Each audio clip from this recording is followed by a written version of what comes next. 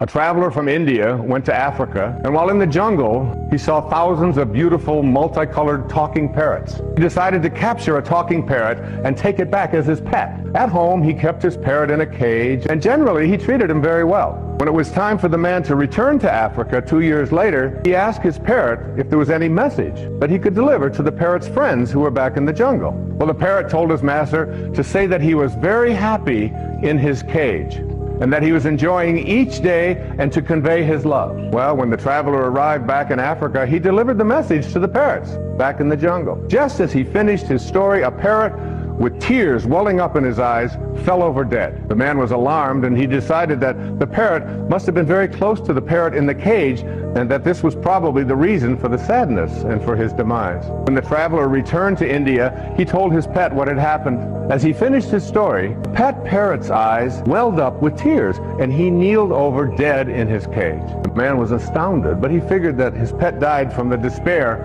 of hearing of the death of his close friend back in the jungle. The trader opened up the cage and tossed the dead bird outside onto the trash heap. Immediately, the pet parrot flew up to a branch on the tree outside. The trader said to him, "So you're not dead after all. Why did you do that? You tricked me." And the parrot responded, "Because that bird back in Africa sent me a very important message." What was the message? The trader wanted to know. He told me that if you want to escape from your cage, you must die while you're alive.